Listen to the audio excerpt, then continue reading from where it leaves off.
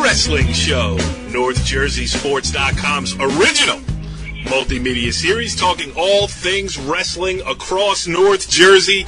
This is Season 8, Episode 11, and sadly, our last one for the winter 2017-2018 season. But we are going to go out with a bang with a great show tonight. I am Corey Doviak, being joined by a slimmed-down panel of North Jersey wrestling insiders, starting with my co-pilot, the one and only Kenny Sarajan. What's going on, Kenny? Thank you. This is the first time I've ever been referred to as slimmed down. So I appreciate it. I was referring to the panel as a whole, Kenny, but, you know, if you need that for your self-confidence, you take that and run with it, pal. And we are also joined by the Pope of Bergen County Wrestling, the one, the only, the Bergen Catholic assistant coach. He is Donnie Spataro. What's going on, Donnie? Gentlemen, incredible weekend down Atlantic City. Some of the best wrestling that I've ever seen in years in all the rounds. Usually there's a round or two that's a little bit boring or not any excitement, no upset. Tons of upsets, state champs, dropping like flies down there, losing matches. Friday night was a killer night for a lot of kids. Usually it's not. I mean, when you have now everyone wrestling 2 matches the first night, it's just incredible. It was just unbelievable weekend of wrestling. One of the best weekends I've ever seen. Hey, Donnie, I got a question for you as we just open this up, because the show tonight is about 2 great kids and 1 great official. But let's talk about the wrestling. You did a little research, and since the regions have all been redone, what did your analysis of the medals go? And you and Corey both have something to say about that the fans will be interested in. No, I mean, remember, last year was the first year of the redistricting, so, no one knew how it was going to work out. And there was some really strong regions last year. Now, we're talking about strong. We're talking about how many state medals winners came out of each region. And I'll tell you what, looking at the difference from one year to another, it was pretty much even, a lot of parity amongst the regions. There's always that 1 or 2 region that's lags behind 1 or 2 years. But I'll tell you what, a lot of regions stepped it up, had more medal winners this year. So it was very competitive. So it's going to be interesting. Supposedly that they're going to redistrict their districts in the regions again next year. But this year looked pretty even. Well, you said Region 2 had, 15 medalists? Region 1 had 1, and then most of them had 14, and then most of them were in the 14, except for the last one that had 9. And Corey, what was your breakdown of public, non-public? Well, yeah, the cool, we talk about the whole non-public, public divide. The private schools, 8 state champions this year out of 14 weight classes. The public schools, 6 state champions. So not that big of a difference here. And we're going to have one of each on this show tonight. We are going to have Shane Griffith, the 3-time state champion from Bergen Catholic, will be joining us on the show. He's going to ply his trade at Stanford University, so it's going to be a fun opportunity for us to give him a fond send-off. He's joined us numerous times over the years. He's a great kid. The interview is great. We already taped it, so you're going to want to stay tuned for that. And that will come up after the public school champion, Bergen County's only public school champion, Michael O'Malley, from Hasbrouck Heights, the 170-pound champion this year, the 3rd state champion in the history of Hasbrouck Heights High School, and he's going on to wrestle at Drexel. We're going to talk to him, too. The other thing that stuck out to me, Kenny, and maybe we have somebody who could speak to this, was that a little program out of Oradell, New Jersey, 9 medalists, 3 state champs this year for the Bergen Catholic Crusaders. 5 guys in the finals, right, Donnie? Yep. Correct, yes. And I don't care what magazine, what thing you say. I love the shirts. You guys are the number 1 team, not in New Jersey, not just in New Jersey. You are the number 1 team in the state. No ifs, ands, or buts. Thank you. And you know what? Blair can say what they want to say, or Menino can say whatever they want to say. Anybody can say what they want to say. You guys take on anybody, anytime, any place. You've held the standard. You've created a new standard, and Dave and you and Brian and Dom and your kids have all done it the right way, and there's no other way to say it. So congratulations on that. One other congratulations, one of our co-hosts, Tommy Gallione, is the Bergen County Coaches Association co-coach of the year with one of our former guests, Dave Bella, Bergen Catholic. So congratulations to Dave and Tommy. Well, that just goes to show you, Kenny, if you want to get anywhere in this sport, you got to be a part of the wrestling show. You know what? I know we're going to go to the interviews. I got one last thing I wanted to add, because Donnie was talking about what great wrestling there was. You saw Mike O'Malley with a 1-0 match. You saw Pat Glory, 2-time state champ, number 1 in the nation, almost get pinned. And a lot of people saw it a different way, that it was a little too close for comfort.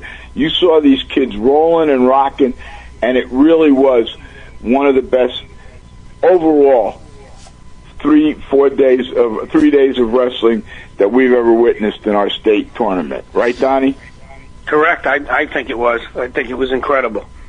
Yep, it bodes well too, because like we've been talking about it over the years, how the top of the game is getting better, where we're losing some in the middle and the bottom end, but on the top end it's only getting more competitive, and you put the best kids in the state who are now much better all together in the same boardwalk hall, and you're going to get what you got this weekend, and I think that's a trend that's certainly going to continue.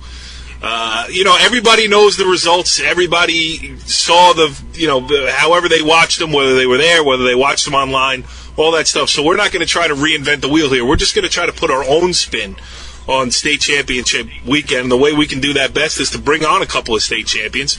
So let's start with the first one here. And Kenny, I almost did it again this week. I just caught myself.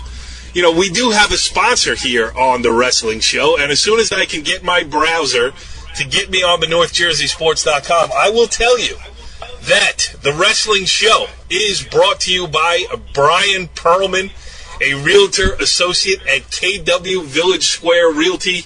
Check him out at bperlman.kw.com, or just head on over to NorthJerseySports.com and click on one of the ads around there. Hey, listen, Kenny, he could probably help us find a house somewhere close to Atlantic City, so we don't have to drive so far every year to cover this thing. Very good. Please go see Mr. Perlman. All right, gentlemen. Well, let us start our own little mini parade of champions as we welcome in our first guest of the evening here on this edition of the Wrestling Show. He is the Hasbrouck Heights state champion, Michael O'Malley. Michael, thanks for joining us here on the Wrestling Show. Thank you for having me. Well, how does it feel to have that introduction where you will now be called state champion, Michael O'Malley? It's got to feel pretty good for you. Yeah, it feels pretty good. I mean, I don't know. It still hasn't really hit me yet, I don't know. It feels good, though, Yeah, I bet it does. And that's interesting because it's Wednesday here. You won on Sunday. What's these last couple of days been like for you? I don't know. Just a whole bunch of people coming up to me saying, congratulations, nice job, hell of a job. I'm just like, oh, thank you. Never been this positive before, I guess. Go ahead, Kenny. Michael, did Hasbrouck Heights have school today?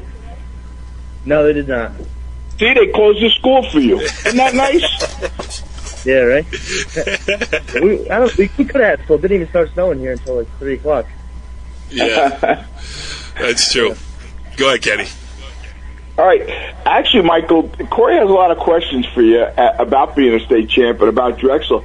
But the thing that jumps out to me the most in it, and I apologize, I wasn't down there, but your first round, you're pitting 44 seconds in the semis, you tech fall, and in the finals, you tech fall, the quarters and the semis, you tech fall, and you win 7-2 over Foca. Tell me about the 1-0 match and what's going on in your mind at that time. You're the number 1 seed. Oh, yeah. Yeah, I used to train with that kid. That kid's name is AJ Lonsky. He used to be my training partner for a good amount of time, probably 5 or 6 years. And he's a really good friend of mine, and he's really tough, really strong. But it's kind of hard to wrestle somebody that knows everything you do, And it was just a tough match, because he's really strong. He's got a really good foundation, I guess, with wrestling. And I don't know, he's my training partner, you know. So, you know, when you're wrestling with somebody for 5 or 6 years, you kind of know the tendencies, you know. It gets a little challenging, but, you know. That leads to another interesting question, because you guys all wrestle all year round, and you wrestle in the clubs, and you have training partners and stuff like that from different schools, from different part of the states. I mean, you really get to know the guys you're wrestling, and what you're telling me now is, in some ways, that can be a problem for you. Yeah. I mean, yeah, it's a pain in the ass sometimes, you know, because, you know what I mean, it gets harder, you know what I mean? Mm-hmm. Yeah. What about your relationship with Chris Foca? We saw you give a nice couple of hugs at the end of the match. I mean, yeah, when you wrestle somebody 4 or 5 times, you know, you start to get a little closer, I guess. But I don't know. I've always known like of him as a kid. I've always heard about him in like the papers and stuff. Like always doing good as a kid. And I guess we had like a vague relationship. I guess it wasn't really too like tight. I mean, we go to different clubs, but like I don't know. We've always been like really nice, respectful to each other. And I guess this year brought us closer because we wrestled, you know, 4 times, once over the summer and then 3 in season. And I guess I don't know. And I went to Fargo with him, not last year, not this year, but last year. So, I don't know, a whole bunch of, like, bonding moments, I guess, you know? Donnie, you want to... Go ahead. Yeah, Mike, coming from, like, the rich history of wrestling, like, Heights is known for football and wrestling. As far as I know, I can see you were, what, the 3rd state champ in the program's history? Yeah, 3rd. You had Bill Spindler and you had Morgan Horner.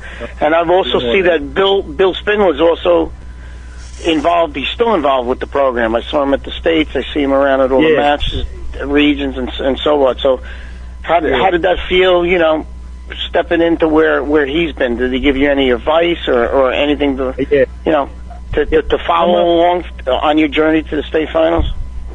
Yeah, I'm very close to Spindler. He's like me and the other kid on our team, Matt Delera. He's our lifting coach, kind of. During the season, well, over the summer we started and we lift like 3 times a week. And over the season we kind of went down to 1. But I mean, yeah, he never won anything more than another state champ at Heights. You know, I feel like sometimes he wanted it more than I did. You know, and he was crazy about it.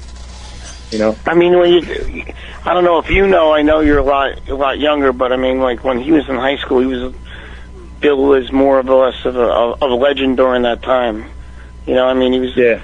He looks a lot skinnier now, but he was a big guy back then, wrestling heavyweight, and the legend of him wrestling bears at a carnival and so on. So you know, the guy's a living legend. It was pretty cool that he was there with you. Well, you know, many years later after he won his state championship, that you know that he got to see you win yours. Yeah, it's awesome. How about I'm sorry, were you going to say something? No, I said it's cool to know a guy like that, you know? Yeah. What about Morgan Horner? I mean, Donnie knows the older stuff. I actually covered the match when Morgan Horner won. That was at the Meadowlands when Boardwalk Hall was being renovated, and he wrestled that match with a broken nose. It was like a crazy... were you aware of that match, and has Morgan Horner been around the program in the last time that you've been there? I never really met Morgan Horner. I don't really know. I heard that he was a beast, though. He really was. I never really any tape of him, but I heard he was an animal.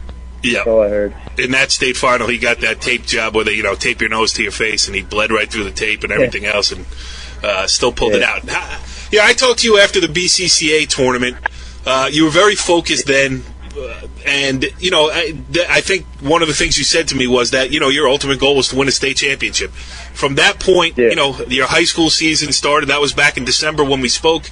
Now we're speaking again here. Talk about that progression because, the spotlight was on you the whole way. And I'll ask you a separate question about being the public school Bergen County representative, the only champion this year. I'll ask you that later. But, it brought a lot of attention to you. Did you feel that stress or did that motivate you? Talk about the journey from your perspective.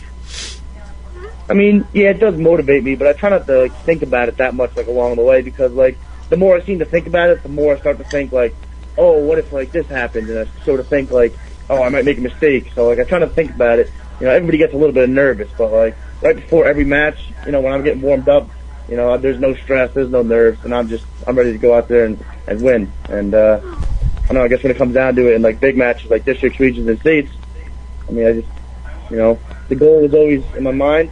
and I just wanted to be state champ, I guess. Yeah, absolutely. All right, so this chapter. Hey, Michael, was your brother able to attend the States, or was he busy, wrestling himself? Nah, he was going back from EIWAs, the conferences. He was driving back with his team. They said that they were on their phones on the bus ride home, streaming the match. Okay, I figured he was wrestling himself. I wasn't sure if he got to see you or not. That's pretty crazy. And then now, so this chapter has ended a storied high school career in the books. Third state champion at Hasbrouck Heights, and now you're moving on to Drexel. A big-time Division I wrestling program. Your brother is there. You can win. You can go as far as you want from Drexel University wrestling program. Let's talk about this opportunity that's in front of you and getting the chance to wrestle with your brother. It's a great opportunity. I'm very grateful for it. It's really exciting. I get to wrestle with my brother. I get to wrestle at a great academic and athletic Division I program, and it'll be a fun experience next year. The whole new level. I mean, Drexel. I was just telling the guys, Drexel's really on the rise. I mean, they got DeSanta, kid that beat Spencer Lee last year, state finals. He's having a good season this year. So, they're getting a bunch of kids. I mean, that program's definitely on the up and up. And you know what, Donnie, real quickly, ironically, I happen to have met the president of Drexel University. Drexel's been a great place with the co-ops they've had for years. But, Michael, you're in a great place. This guy is pouring money into the place. They're upgrading everything. I mean, educationally and athletic, this is a place that's going to crank it out. Yeah. No, it's very nice. What are they going to, do they have a name for you and your brother now? Yeah, they call us the Brothers of Destruction there. There they go. No, it's awesome. Yeah. It's great, and it's it's good to see. You stayed home. You stayed at the hometown high school. You accomplished everything you wanted to get to your goal of winning a state champion. There's only 14 of them every year. It's really a prestigious club that you joined. So we wish you continued success. We also say congratulations, and it was fun watching you make this run. And best of luck to with everything that comes next in your future. Oh, thank you very much. And when you make the NCAA tournament, we expect a return engagement because now your number is in my cell phone. How about that? Of course. Michael O'Malley, Senior, Hasbrouck Heights State Champion. Thanks for joining us here on The Wrestling Show. Thank you very much for having me. All right, gentlemen. Well, let's continue with our state champion mini parade here as we welcome in a three-time champion this one, as we welcome in Bergen Catholic Shane Griffith. Shane, thanks for joining us here on The Wrestling Show. Thanks for having me. But we're going to have to name some type of award. I mean, you've been a frequent guest on the show. We're going to have to do something next year to memorialize your high school career because it has been unbelievable to watch. We're lucky enough we get to talk to Donnie every week, so we get the updates and everything else. And he was just saying, doing a little show prep, over your last 3 years of wrestling in high school, you lost exactly 3 matches. I mean, it's crazy. 3-time state champion. Has it sunk in yet that this portion of your life is over as far as the Bergen Catholic Wrestling program? No. I don't think it's really going to sink in until school's officially over, but I really don't want to end. Bergen Catholic was a great 4 years with the team, coaches, friends, everything. And I'm going to hate to see it go. Just talk about this. You know what's even more amazing? I mean, it's very rare that not only, he won the states 3 times, but he made the finals 4 times. I mean, being a 4-time finalist is rare. No, it's historic. It's historic. I mean, how many 3-time champions are there? And I'll give you another historic fact. When freshman year, when Shane won the states and upset the 2-time state champ, returning state champ, he was going for his 3rd. Shane received the Outstanding Wrestler Award at the tournament. No, in the history of New Jersey wrestling, 70, 80, 90 years of New Jersey wrestling, not even a freshman or sophomore ever received the OW award. It was either, it was rare to be a junior, and most of the time, high percentage, it was a senior. So when he got the OW, I mean, that was that was incredible that they considered giving it to a freshman over all the upperclassmen, and the first time in the history of New Jersey wrestling that, a freshman received the OW. That's crazy. Shane, I mean, when you think about all that you've accomplished at Bergen Catholic, I mean, do you ever, how do you put it all into perspective? I have no idea. It's a lot to grasp, but like I said before, I mean, without the program itself, my teammates and coaches, I wouldn't be where I am today, and I'm just very grateful for the opportunity to even go to Bergen Catholic and be part of such an elite program. Wow, Donnie, you train him well over there in Oradell. Did you work on that? He's got the cue cards I gave him. It's so great. Shane, let's talk about this run specifically this year. The 160-pound title, 6-1 win in the final. I mean, how was this one different? How was this one the same as the other two? And, give us your quick look back at this year's run to a state championship. It's the same as every other tournament in my eyes, because just taking one match at a time, never overlooking anyone, just respecting the field. But it was different because it was my last time ever wrestling. Any match could be my last match. So it was important for me to come out back on top like I did freshman year and just make it a memorable weekend. Yeah. Go ahead, Kenny. You know what? I'm enjoying listening to you three talk. One of the things I've always liked about watching Shane wrestle is, first of all, he's a devil-may-care wrestler, and I even remember, not to bring up a bad thing, but the final last year in the last seconds and all that, when you're just doing everything you can anywhere, and the thing I've always said to Donnie about you, Shane, is even when you lost a number of matches, 9 matches your freshman year on to the way to the state championship, you'll just wrestle anybody. Tell me about, for you, what the beauty of wrestling is. The beauty for me, I mean, my dad always raised me to be the best, you have to beat the best. So I never turned anyone down growing up. My dad would we'd go out to any tournament, and I'd bump up divisions, bump up weight classes just to challenge myself and just enjoy the sport as a whole. I mean, the sport's about competing and getting better every day, and that's something I truly base my whole life around. Well, that's pretty good advice. Yeah. So Shane, looking forward now, you'll be attending Stanford on a scholarship. I mean, what plans or what goals do you have set for yourself? After high school, going into college, what goals would you like to accomplish as you take part in the next part of your wrestling career and your life? I would just love to become a national champion, ultimately. I mean, hopefully become a 4-time. That's the ultimate goal, of course, but just going to take it 1 year at a time and just try to get a national championship the first year competing and do whatever it takes to get there. Now, will you be redshirting, or you'll be wrestling right away? We're still uncertain. I guess we're going to see what the team needs and how big I'm going to be, because they want to project me at like 174. So I guess whatever the coaches want ultimately would be my decision. Besides Stanford, whatever, just to let people know, did you have any other choices? I mean, was it Stanford all the way? Did you always want to go there as a kid, or did you have to, choose from a couple schools that you were interested in? I was choosing between a lot of Ivies because I want to take an academic route. So, like, when wrestling's over in the long run, I can always fall back on my education, of course, and get a good job financially, stabilize myself. And then I've ran into a problem with a bunch of the Ivies financially, so my parents and I thought it would best to look for scholarships and get an education somewhere else besides the Ivies, and Stanford was kind of like a no-brainer. So just as good, if not better, than the Ivy League.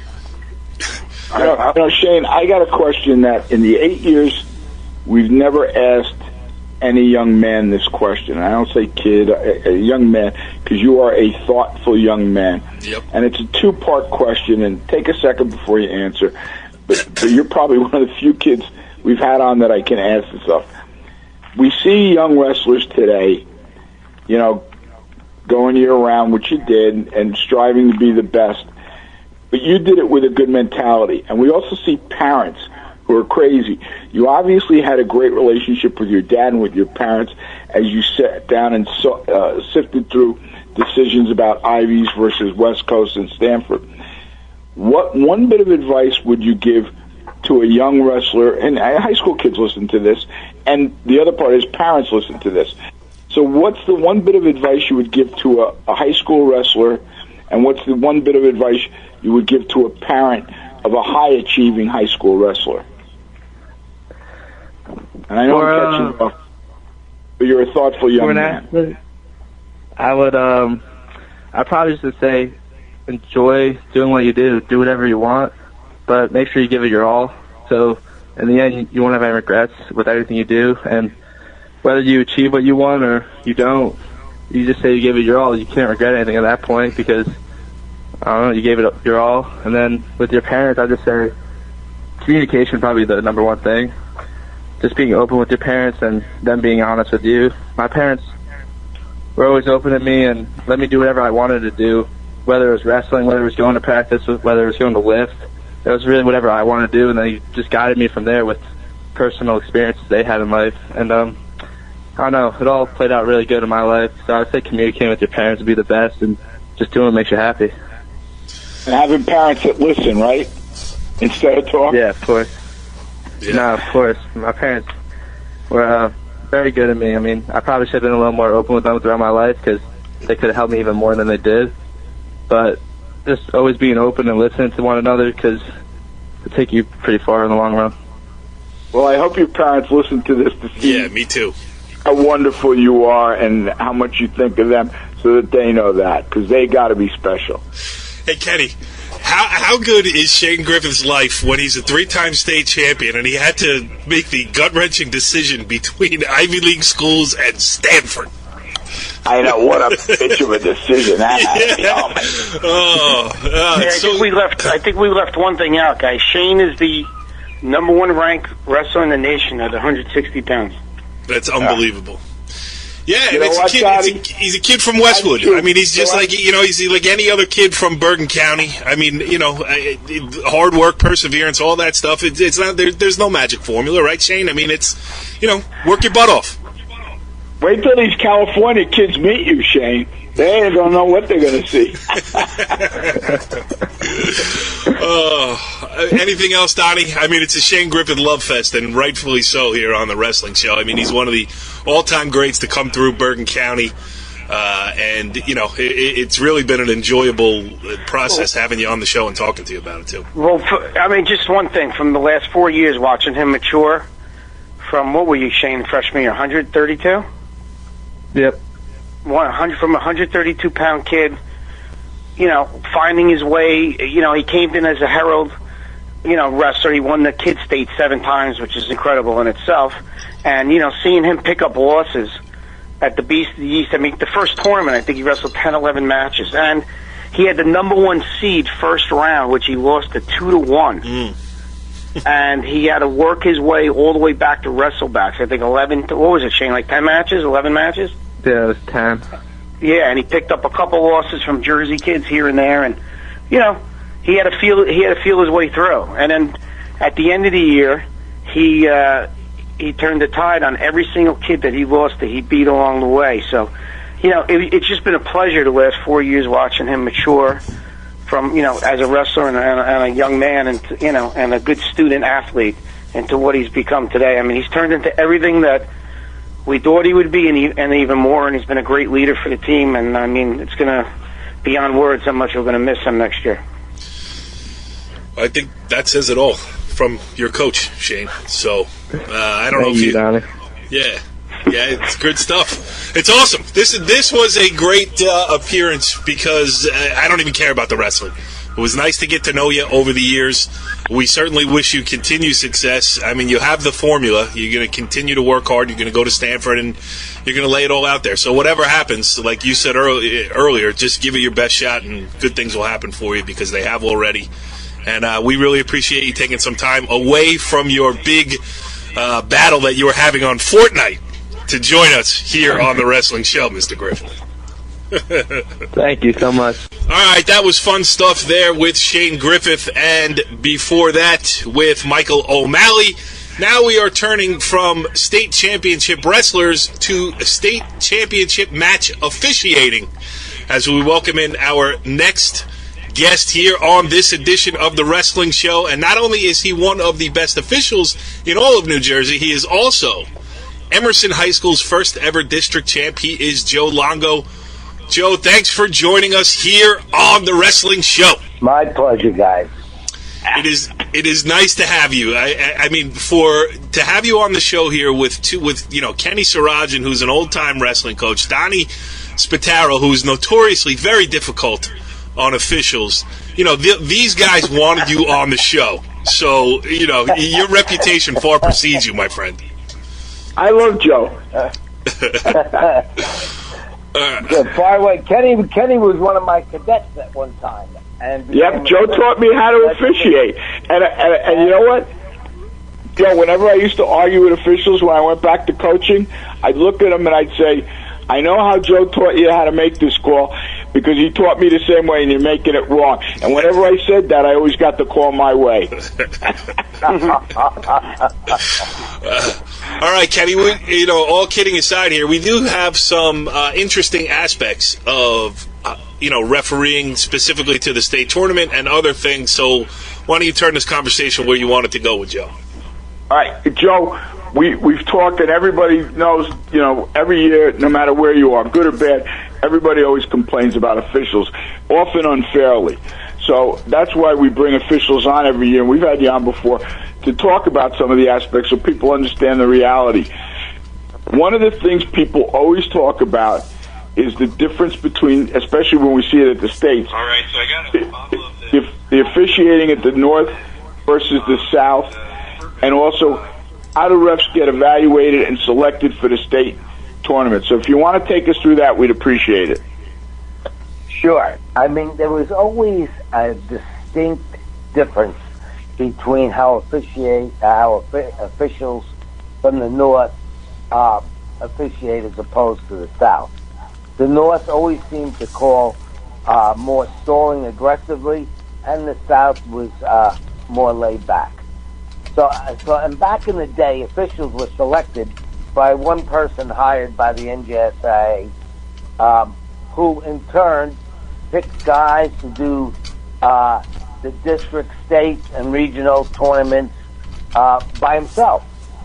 He had a system that he would ask the coaches to rank all officials in the area, and then he would make his choices from that list, which sometimes was accurate and sometimes was not accurate.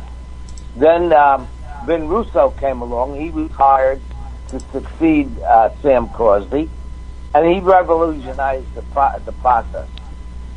Vinny assigned each official with a number.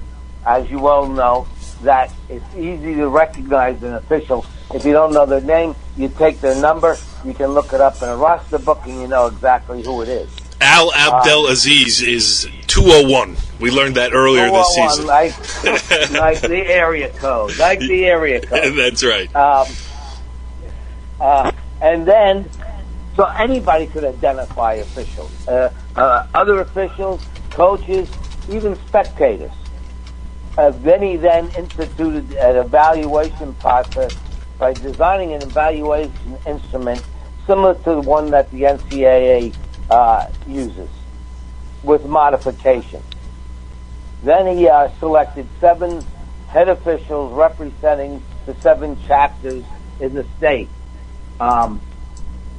using or selecting former coaches, current officials, including myself, and even some spectators that are knowledgeable in the sport of wrestling.Ait a minute, there is such a thing as a knowledgeable spectator?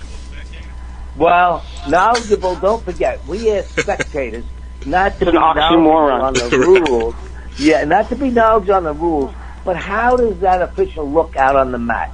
Does he put his, can that spectator know and see that the official is raising his arm high enough so he can see it's a takedown? Does that spectator can tell when the match is stopped? Not if it's a takedown or not a takedown. Right. Because you're right. Most spectators don't know the rules that well, especially, and Donnie can attest to it, the out of bounds call when one knee is down and one knee is up. Do you get back points in that situation? Don't you? It's very confusing to the average spectator.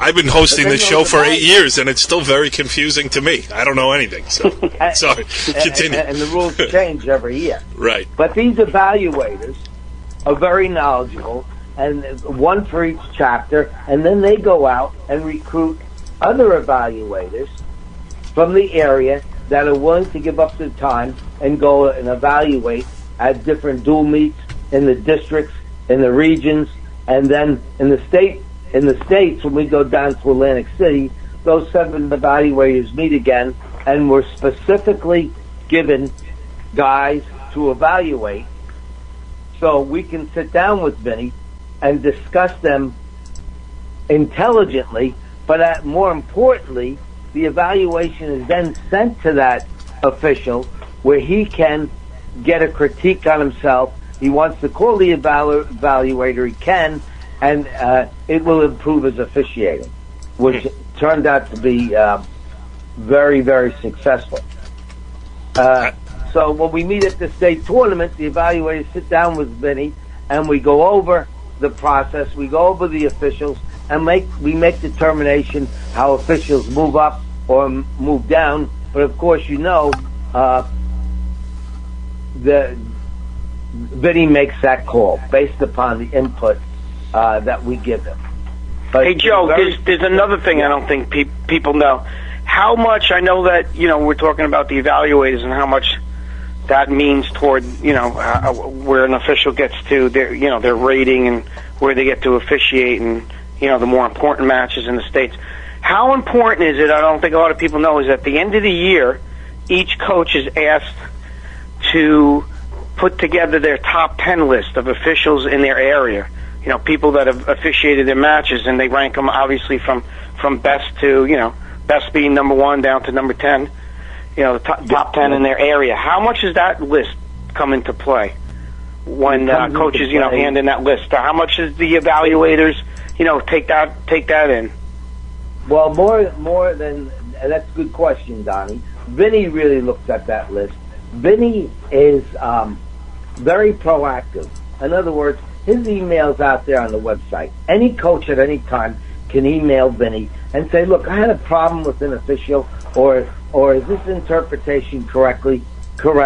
And Vinny then will call one of the evaluators in that area and say, go out and evaluate this official, because there was a problem the other night. Get a handle on it and see what's going on there. That's fantastic. And yeah, I will attest to that. Over the years, he's the most friendliest, knowledgeable guy. No ego. You can sit down with him. You can talk to him. He won't question you on anything that questions that you have. Some people get offensive when you ask questions.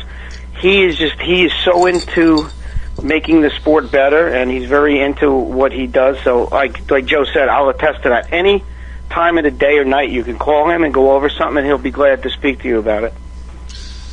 Yeah, and he doesn't sugarcoat the situation. If a coach calls him, he looks into it, gets back to the coach.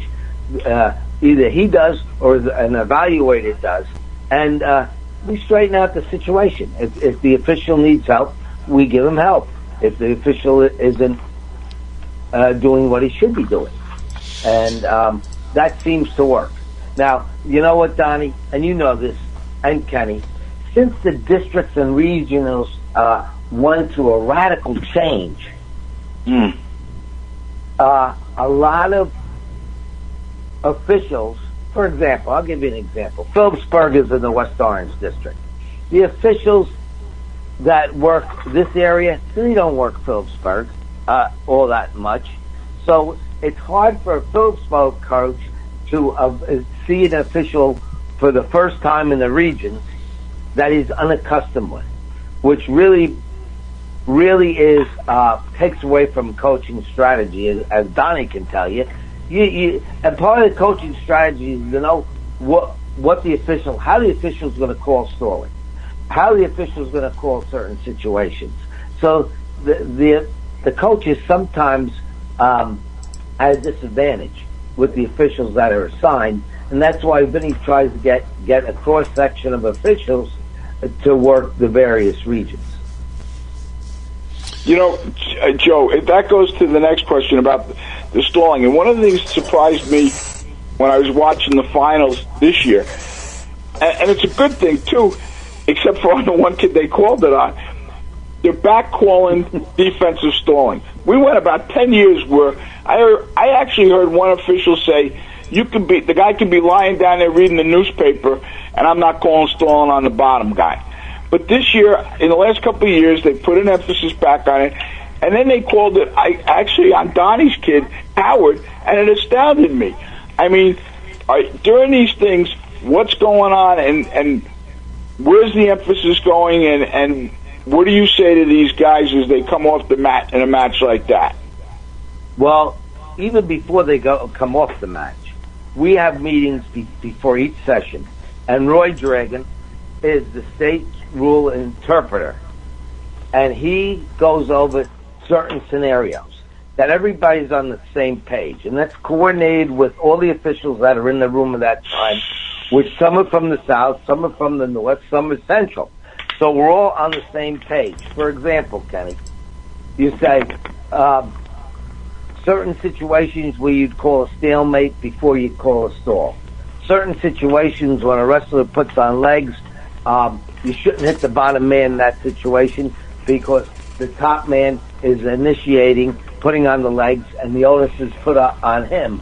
So you should very seldom see a bottom man or a defensive man get hit for stalling in that situation. Conversely, if the legs are not on and the defensive wrestler is just laying flat with his arms out, well, that's a pretty easy call, you know? Yeah. But stalling, as you know, is opinionated, and everybody calls it a little differently. Okay, so let me ask you this. Except for the overtime. Go ahead. Yeah, go ahead. Because, and I can be wrong, but when they first came to the ultimate tiebreaker, every interpretation I heard of it was on that ultimate ride out, you're not calling. The kid could just that's the one instance I was told the kid can hang on for dear life. And, you know, tell me about it in the overtime. All right. In certain situations, remember this, that the overtime is a tough topic because kids have wrestled to a tie for 6 minutes. Now, in that first period overtime, you're on your feet. An official tries not to get involved in a situation that so-called boxes him in a corner. If there hasn't been a stall call in regulation, then he does have some latitude that if the wrestler is really stalling on his feet and gaining advantage by stalling on his feet, then it's called. But conversely, if the one wrestler has a warning already, and he has to be very careful because he does not want to decide the match unless it becomes blatant. And that's kind of the way we look at it for that first overtime when you're on your feet, and the two overtimes after that, the 30-second, I'd call them 30-second rides, because, again, one guy has his choice, bottom, or top, the first period, and same thing with the second period. So stalling is still called similar as in a regular match, but more cautiously, because they've wrestled for 6-7 minutes to a tie. Now, the ultimate tiebreaker, there's really set rules or guidelines that we use in that ultimate tiebreaker. For example, Kenny, you're right. A couple of years ago, you could hang on, put a handcuff on that guy's ankle, and just ride out the period. Just like the old days, you could hook the ankle, when I loved it. Right, yeah. In the 60s, you could ride with a tight waist and hook the ankles. And in the 70s. But then we got away from that. Now, in the ultimate tiebreaker, here's the sequence that should happen. In specific situations, there's two distinct stalling situations. One, which you see a lot, is the offensive man goes right down to an ankle and holds on for dear life. Mm-hmm. Our procedure in that area now is call a stalemate the first time. a stall the second time, or a warning if that wrestler hasn't been warned yet. He gets a warning. Now, if he goes back down to that ankle the third time, he loses. Now think about what we're saying here. That 3 times he's going to that ankle in 30 seconds. That's an average of 1 time each 10 seconds. Almost impossible to happen. It comes into play where that kid had a warning for stalling prior to that. Now he's only got 2 shots at it. Another stalling situation is the Merkel without the leg in. That's considered to be a stalling situation, where that goes the same sequence. First time, it's a stalemate. The second time, it's a stall, and so on. So as a coach, and Donnie could probably attest to this, probably the safest thing to do, if you're really having a tough time riding the guy, is throw on legs if you're a good leg man, and you can ride there for that 30 seconds. Yep. It's very informative. I just sat here quietly listening to that, and I learned something. So I think, it's important to note all these things. I mean, Joe, you made reference to the fact that things change all the time. What is next do you see on the horizon as the most important issue that needs to be corrected? See, here's where wrestling has evolved. We have a lot of great wrestlers. Probably, in this day and age, more great wrestlers than we had back in the day. Back in the day, we had good wrestlers. But back in the day, we had good, tough kids that wrestled. There was no clubs. There was no 12 months of wrestling. Now we have 12 months of wrestling where kids really hone their skills. Yeah, technical. And I'm going to give you an example of the Folka O'Malley match. Those kids knew each other more better than anybody else knows them because they wrestle all the time together. Right. So that's great for wrestling. I mean, it's great for kids to get along with each other. Back in the day, if you wrestled with another school, you wrestled them. The old Emerson Hasbrouck Heights battles, Donnie. You didn't talk to your opponent. Now these kids are all friends. Now, and don't forget, the sport seems to be going more like college. Even though we know college wrestling is different than high school wrestling, spectators don't see that. In college, there's riding time. You get so-called rewarded for riding. In high school, you do not get rewarded for riding except in the ultimate tiebreaker. Right. Mm-hmm. So there is a difference. Can you see high school then, because you mentioned that, these kids are more technical, more savvy, more practiced, more everything else. Can you see a time where rules are going to start to bend towards what the colleges are doing with the riding time? Would you want to see that? Riding time was always a nightmare. Yeah. Because listen, you can't even get people to work a regular clock with regular time. Do you know what? Like, riding time in college is decided by 1 second on a lot of matches. Right. Yep. Can you imagine? So if you start the clock too early or too late, or put it the wrong way, a whole match can be decided on that. So even though riding time was still there, and when I was in high school, which was great. Right. But the action was a little bit different than the action today, and I would like riding time, but realistically, I don't think it could be done because of that situation with how hard it is to work that riding time clock and make sure that the right person is being awarded it. You know what else? Joe will agree to this. Wrestling. One of the things when we took away riding time, and I'll tell you, Stevie Glasson got burned by it in the regions one year where the clock was messed up, and I looked at Lou Jasmine, and he said, I know, but I can't do anything. But once they took away riding time, it freed the refs to let the match happen. You didn't have to make the call. And if you see in this funk wrestling And there was a situation in the States in one of the bouts where I said to the guy I was watching it with, thank God the ref had the sense to let the match keep going. Correct. Because if they had called the 2 too soon, it would have screwed everything up. So it gives the refs a break. Right, Joe? Oh, without a doubt. You got the luxury of waiting. Like you say, Kenny, especially in punk wrestling, those kids roll around and roll around. You sit there and wait. They got to earn it. Even if the buzzer blows, you can still award the 2, at that point. So, hey, Joe, one more thing. We're speaking about, like, if high school wrestling will transform kind of into college. Do you ever foresee, which would make things a lot easier on the refs and everything else, do you ever see high school going to the college out-of-bounds rules where, you can have one finger in?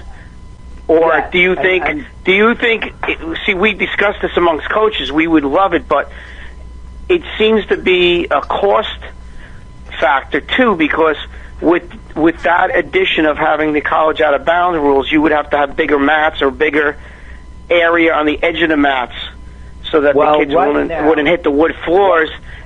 And one more thing I noticed, if you had college out-of-bounds rules, you couldn't really have the states at where it is now because the mats barely fit in that ice hockey rink for the first round anyway. So I don't know how you would even have the states down there. You'd have to find some type of different facility. Think about this.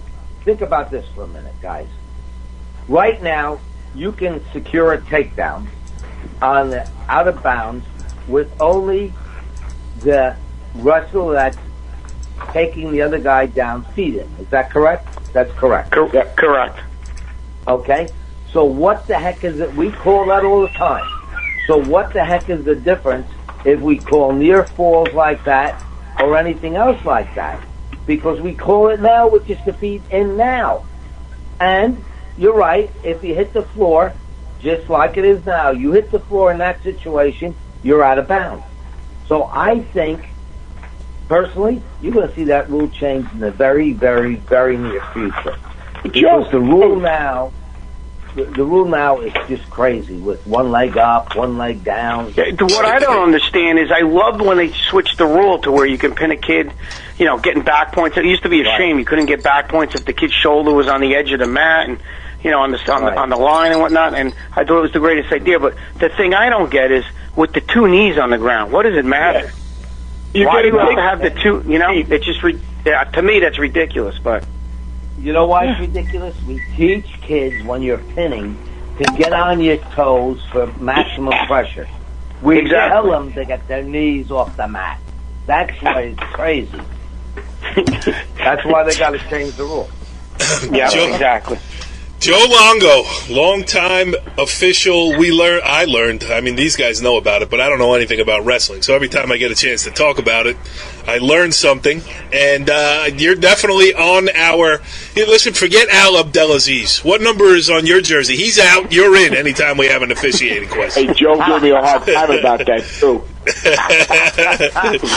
My number is 245. 245. 201 is out. 245 is in, Joe. Hey, hold on, Corey. Yes. One quick Joe Luongo story. Go ahead. So my last couple of years coaching, I didn't move around so well.